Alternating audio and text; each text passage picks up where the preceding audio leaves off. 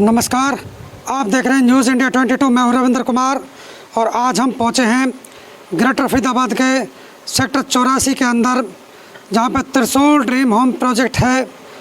और ये प्रोजेक्ट 2014 से ऐसे ही पड़ा है। आज भी यहाँ काफ़ी संख्या में फ्लैट बायर्स इकट्ठा हुए हैं। उनसे जानेंगे क्या कारण है कि वो आज यहाँ पे इकट्ठा हुए हैं। उनसे बात करेंगे, उनका दुख सुख जानेंगे, वो अपनी आप बीती हमें बताएंगे। काफ़ी संख्या में फ्लैट बायर्स इकट्ठा हुए हैं। आइए जानेंगे इनसे इनकी परेशानी, किस लिए वो आज आए हैं। त्रिशूल ड्रीम होम बायर्स एसोसिएशन पूरी खड़ी है यहाँ पर, और अनिल गुप्ता जी जो प्रधान हैं इस बायर्स एसोसिएशन के, उनसे भी जानेंगे कि लोग इकट्ठा हुए हैं, क्या कारण है, किस लिए आए हैं। हमारे साथ अरुण छाबड़ा जी जुड़ चुके हैं, उनसे भी जानेंगे कितना समय हुआ है उन्हें। सर नमस्कार जी। नमस्कार जी। कितना समय हो गया आपको इन्वेस्ट करे हुए? 2015 में किया था, उस टाइम मैं जॉब में था जी। अब मैं रिटायर हो चुका हूँ। मैंने सोचा कि मुझे रिटायरमेंट का फ्लैट मिलेगा, बट अभी तक 3 स्ट्रक्चर ही खड़ा है और कंप्लीट नहीं हुआ फ्लैट। अभी भी मैं रेंट पे रह रहा हूँ, और जबकि मेरा 17.5 लाख इसमें लगा हुआ है 2015 से अब तक। उसका ना तो इंटरेस्ट तो क्या मिलना है, प्रिंसिपल का पता नहीं मुझे कहाँ पर है। आपके 17 लाख रुपए फंस गए? 17.5 लाख रुपए ऊपर से आप किराए पे भी रहते हैं? रेंट पे रह रहे हैं जी, और फिर इंटरेस्ट बैंक का देना पड़ रहा है। रिटायरमेंट भी हो गया, अब मैं बच्चों पे डिपेंड हूँ जी। ठीक है। उसके बाद मुझे फ्लैट नहीं मिल रहा और कोई सुनवाई नहीं है। कई बार मीटिंग हो चुकी है, मीटिंग में कोई निष्कर्ष नहीं निकलता, कुछ भी नहीं निकल रहा जी। अब जैसे आपका केस एनसीएलटी में है, एनसीएलटी में चला हुआ है, तो उसमें क्या स्टेटस चल रहा है इस समय? अभी तक तो कुछ उसका रिजल्ट नहीं आया। आरपी आईआरपी इनका कोई हमारे पास मेल नहीं आई, कोई रिजल्ट नहीं निकल रहा, और मेरा तो कोई लिस्ट में भी नाम नहीं दिखा रही, जबकि 17.5 मेरे पास सारा प्रूफ है। तो आईआरपी आपसे संपर्क नहीं करता? नहीं, कोई फ़ोन नहीं आया, कोई मेरे पास मेल नहीं आई है। आपसे कोई सलाह मशवरा, कोई वोटिंग वगैरह कुछ नहीं करा? कोई फ़ोन वगैरह कुछ नहीं आया मेरे पास। कोई मीटिंग नहीं करता आईआरपी? नहीं, कुछ भी नहीं हुआ तो जब आपसे मीटिंग ही नहीं करते, आपसे कोई मेल भी नहीं करते, तो आपके लिए क्या न्याय की उम्मीद कर सकते हैं उनसे? न्याय की उम्मीद अभी मुझे तो कुछ लगता नहीं कि न्याय दिलाएंगे ही नहीं। हाँ, ऐसा लगता है कि हम आफ्टर डेथ हमें कुछ मिल जाए, जीने जी तो कुछ मिलता नहीं हमें, जैसे हम देख रहे हैं। अब देखो क्या होता है आगे। एक बायर्स हमारे साथ और जुड़े हैं, उनसे भी जानेंगे उन्होंने कितने % पेमेंट जमा कर रखी है और कितना समय हो चुका है उन्हें संघर्ष करते हुए। सर नमस्कार जी। नमस्कार जी। सर अपना नाम बता दीजिए। जितेंद्र कुमार नाम है जी मेरा। जितेंद्र जी, आपने कितना पैसा इस फ्लैट में लगा रखा है? मैंने जी अपना सारा पैसा दे रखा है बिल्डर को। आई थिंक 19.83 लाख रुपीज़ है, और मेरा फ्लैट भी मतलब इसी वाली टावर में है, बट हाँ A4 टावर में ही है। तो आपने कब खरीदा था ये? 2014 में मैंने पहली बुकिंग कराई थी। अक्टूबर 2014 में मेरा ड्रॉ में निकला था। तो 14 से आज लगभग 9 साल 9 साल हो चुके हैं। ना तो मुझे फ्लैट मिला है, ना कुछ मिल रहा है। मैं सिर्फ बैंक का लोन लेके और बैंक के पैसे दे रहा हूँ। बैंक का इंटरेस्ट पे करना पड़ रहा है? सिर्फ पैसे दे रहा हूँ बैंक। मिल कुछ भी नहीं, कुछ नहीं रहा, और मैं परेशान हो रहा हूँ। वो अलग, कभी नोएडा में रह रहा हूँ, कहीं फरीदाबाद में किराए पे रह रहा हूँ। मैंने ये सोच के लिया था कि यहाँ से मेरा ऑफिस का रास्ता पास पड़ेगा, तो यहाँ पे अपना छोटा सा घर हो जाएगा। घर मिल नहीं रहा, किराया बराबर दे रहे हैं और बैंक की इंस्टॉलमेंट भी बराबर दे रहे हैं। बिल्कुल जी, बिल्कुल। तो चारों तरफ से आप तो ठगा महसूस कर रहे हैं अपने आप को? बिल्कुल, और क्या, ये तो है ही। बिल्कुल सरासरी ठगी हो चुकी है। ये ठगी तो है ही, और साथ साथ आईआरपी का जो अभी लिस्ट आई है उसमें भी मेरा नाम नहीं है क्लेम में, जबकि मेरे पास सारे डॉक्यूमेंट्स हैं। आपने क्लेम जमा कराया अपना, मतलब क्लेम किया हुआ है? हाँ, मैंने क्लेम भी किया हुआ है, अनिल जी के थ्रू मैंने क्लेम कराया था, और मेरे पास अभी तक कोई ना ईमेल आती है, ना वोटिंग का कोई मैसेज है, कुछ भी नहीं है मेरे पास। तो मैं तो एकदम ऐसे हूँ कि ऐसे मतलब बिना नाव के समुद्र में छोड़ रखा है मेरे को, उस तरीके से हो रखा हूँ मैं अभी। तो अभी कुछ समझ में नहीं आ रहा है क्या होगा। अभी गवर्नमेंट का तो कोई है ही नहीं हाथ। रेरा का केस चल रहा था, रेरा में भी कोई अभी तक निकला नहीं है सोल्यूशन। और बिल्डिंग बराबर जर्जर होती जा रही है, क्योंकि जैसे जैसे समय बीतता जा रहा है जी उतनी बिल्डिंग कमजोर होती जा रही है। बिल्कुल, क्योंकि अगर आप देखेंगे तो इस साइड में इन्होंने खड्डा खोद रखा है, और इस साइड में ये पहले खड्डा था A1 वाला जो है, ये पूरा नीचे तक इन्होंने बेसमेंट बनाने के लिए किया था। और अब जैसे यहाँ पे पानी अंदर तक जा रहा है, तो इसकी नींव में कहाँ रह जाएगा, कुछ भी नहीं रह जाएगा। बिल्कुल इसके नींवों में पानी मर चुका है। हाँ, कमजोर हो रही है नींव जी। बिल्कुल, ये सरिये भी ऐसे गले हुए पड़े हुए हैं। अब अगर कोई बिल्डर इसको लेके कुछ करेगा, तो भी ये कंडीशन इतनी अच्छी नहीं है इसकी कि ये रहने लायक चीज़ हो। बट देखते हैं गवर्नमेंट क्या करती है। अभी तो हमारी उम्मीद है गवर्नमेंट से जी जी। देखते हैं कोर्ट क्या डिसीजन देता है, एनसीएलटी और जो भी कोर्ट के मेंबर्स हैं रेरा के क्या करते हैं। जी, बहुत बहुत धन्यवाद सर। Thank you sir. 2014 में लिया था और हमारी मोस्टली पूरी फुल पेमेंट जा चुकी है, बट अभी तक कोई वहाँ से रिस्पांस नहीं आ रहा, कुछ भी नहीं हो रहा। पूरी फुल पेमेंट हम लोग कर चुके हैं। जी इन बिल्डर के खिलाफ जो एफआईआर हुई थी उस एफआईआर के अगेंस्ट इनको कोई अरेस्ट वगैरह नहीं किया? नहीं, कोई एक्शन अभी तक नहीं लिया गया और इस बात को भी इतना टाइम हो गया, बट अभी तक कोई एक्शन नहीं लिया गया। पुलिस ने उन्हें अरेस्ट नहीं किया? नहीं, अभी कुछ भी ऐसा नहीं हुआ। आपके साथ कभी उन्होंने मीटिंग नहीं की कि हम आपको जल्दी बना के देंगे फ्लैट? लास्ट मीटिंग हुई थी बट उसमें भी कोई रिस्पॉन्स नहीं आया, उसके बाद भी वैसे का वैसे ही रहा, कुछ भी नहीं हुआ। जी मैम नमस्कार जी। नमस्कार। आपको कितना समय हो चुका है इसमें निवेश किया? यही 2014 से। 2014 में खरीदा था आपने? हाँ जी। लगभग 9 साल हो चुके हैं। हाँ 85% पेमेंट 85% दे चुके हैं हम। हाँ 2013 में एडवांस दिया था ना सब। और अभी तक वही है कि कुछ जहाँ आए हैं 2 साल पहले भी आए थे हम यहाँ और 1 साल पहले भी आए थे। यही हाल है, जब भी ऐसे ही थे ये आज भी ऐसे ही हैं। बैंक का इंटरेस्ट और आप पे कर रहे हैं? हाँ कर रहे हैं, क्योंकि आपने लोन लिया होगा जरूर। वही है कि अपने आदमी जोड़ के ही करता है। किसी तरीके से हमने पे किया है धीरे धीरे अपना कि एक इंस्टॉलमेंट में हमें मिलेगा, वो कुछ नहीं हुआ इसमें। उधर बैंक का पे कर रहे हैं और इधर ये भवन आपका मकान मिल नहीं रहा? नहीं मिल रहा है ये। हाँ और अभी कोई भरोसा नहीं है 2 साल तक जी। जी हमारे साथ एक बुजुर्ग जुड़े हैं, उनसे जानेंगे और बीमार भी हैं। सर नमस्कार जी। नमस्कार, मेरा नाम संदीप है। जी संदीप जी, कितना समय हो चुका है आप? मैंने 2014 में अप्लाई किया था यहाँ पे 2 BHK का और तकरीबन 95% पेमेंट जा चुकी है। और लास्ट में भी इन्होंने हमसे पैसे मांगे थे, हमने कहा भी पहले बना के दो। ये कह रहे थे कि हम आपको 6 महीने के अंदर हैंड ओवर कर देंगे, लेकिन उसके बाद 2019 से लेके आज 2023 हो गई है, ना कोई फ़ोन उठाता है ना कोई बात करता है और मिसगाइड कर रहे हैं हमको कि भाई हम बनाएंगे। तो इनके खिलाफ एफआईआर थी, उसमें पुलिस इनको पकड़ती नहीं है? FIR करी थी लेकिन उसके ऊपर भी कोई एक्शन नहीं हुआ। कोई एक्शन नहीं, अब पुलिस ने इन्हें पकड़ा भी नहीं है अभी तक? पुलिस ने अभी तक किसी को गिरफ्तार भी नहीं किया और पुलिस से मिले जुले हैं जी, ये सब उनसे मिल जाते हैं। और हमारी जो, क्योंकि हम होम बायर्स हैं और हमारे पास इतनी ताकत नहीं है कि भाई हम उनको लड़ सकें अकेले, इसी करके हमने ये यूनिटी बनाई है।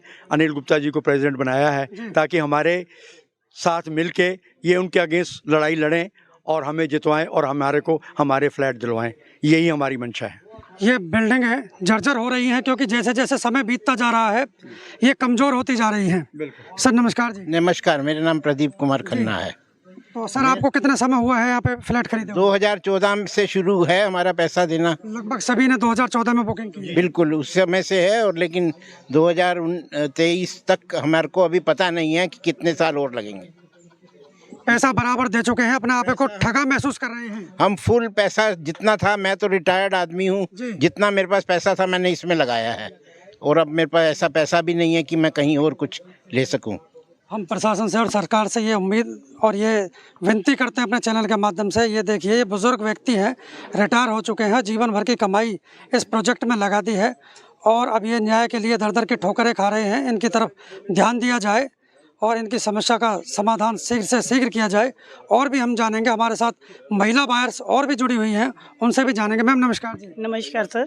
आपको कितना समय हो चुका है? सर 2014 से हमने पैसा दिया हुआ है, आज तक गड्ढा था, वो गड्ढा का गड्ढा है। 2014 से जिस टावर में मेरा फ्लैट था उसके अंदर 1 रुपये का भी इन्होंने काम नहीं किया और ये हमारे से 8 लाख रुपए हड़प चुके हैं। ऐसे 3 फ्लैट है जिन पे इन्होंने काम नहीं किया है। ना कोई PM सुनता है ना कोई CM सुनता है, कोई नहीं सुन रहा, जबकि ये PM योजना के तहत बना हुआ है अफोर्डेबल, जिसके अंदर हमारे PM साहब ने सबको बोला था कि सबको घर मिलेगा, लेकिन यहाँ तो 10 साल हो गए, घर मिलना तो बड़ी दूर की बात है सर।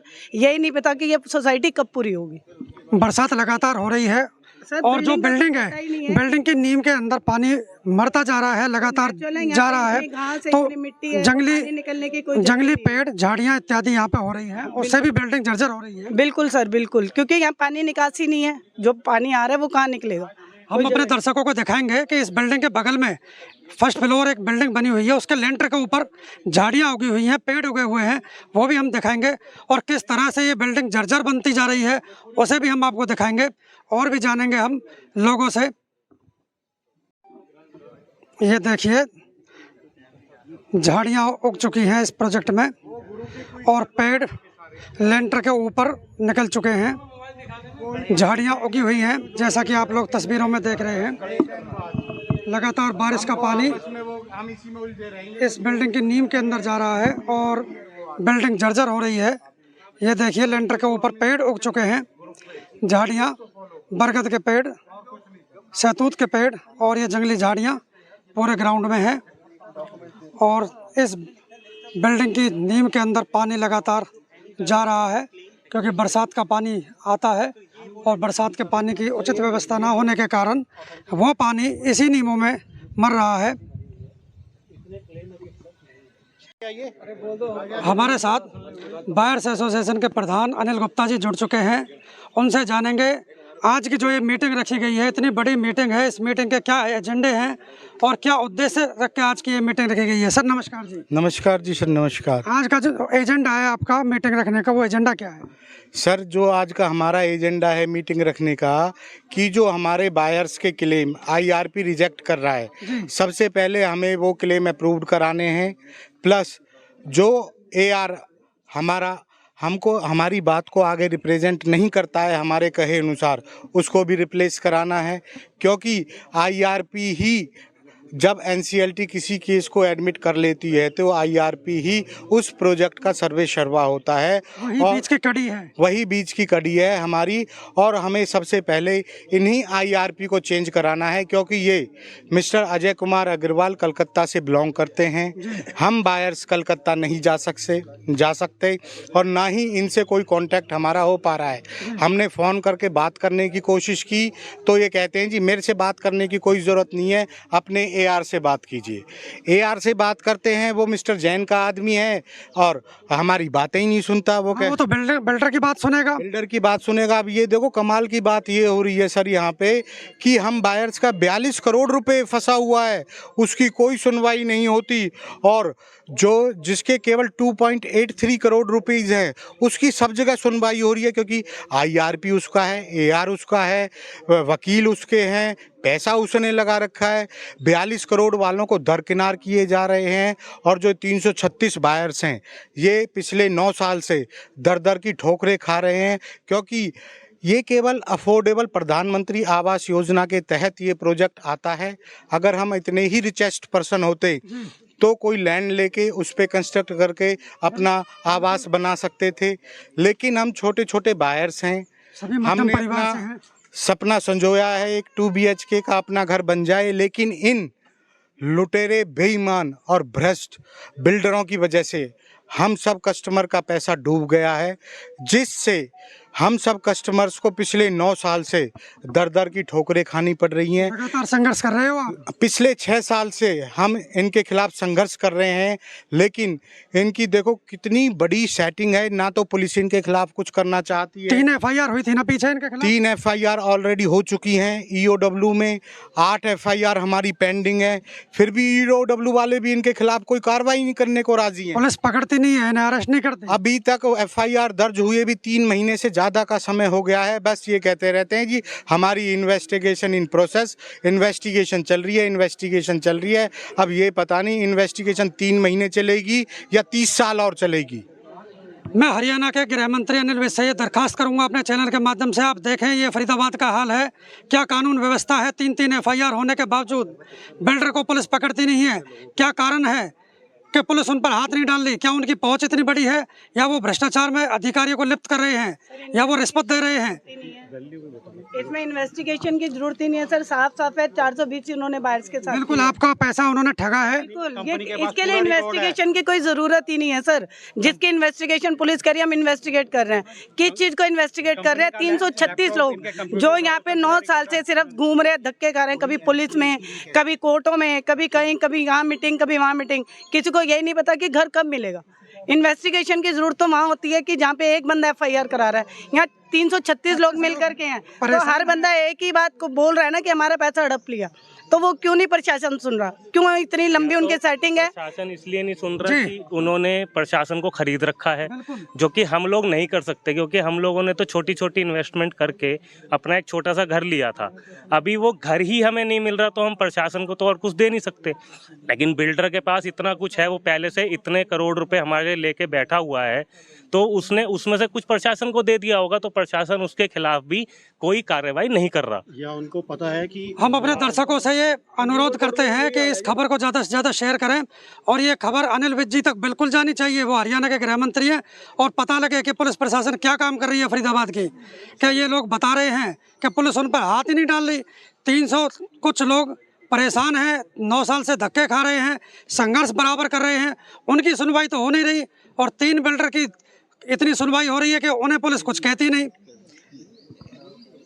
एक चीज़ मैं हाईलाइट करना चाहता हूँ कि जो ये जैन है, पवन जैन, पीके जैन, ये पिछले जो बिल्डर डीडी अग्रवाल जिनके अगेंस्ट 420 के अगेंस्ट उनका लाइसेंस कैंसिल हुआ है, ये लोग उसके पार्टनर थे और अब एनसीएलटी में इन्हीं को ही दाखिल करके आगे कर दिया गया है, जो कि बहुत अन्याय है।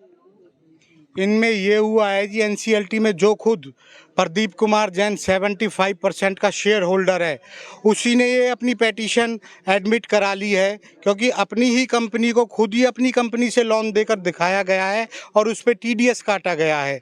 ये सरासर फ्रॉड, हम बायर्स को चीट किया जा रहा है। हम यही कहेंगे, गवर्नमेंट से यही दरखास्त लगाएंगे कि इनके साथ साथ मिस्टर प्रदीप कुमार जैन और पवन कुमार जैन के खिलाफ भी सख्त से सख्त कार्रवाई की जानी चाहिए। जी बहुत बहुत धन्यवाद।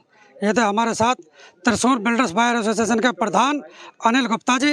आप देखते रहिए न्यूज़ इंडिया 22। मैं हूं रविंद्र कुमार। नमस्कार, धन्यवाद।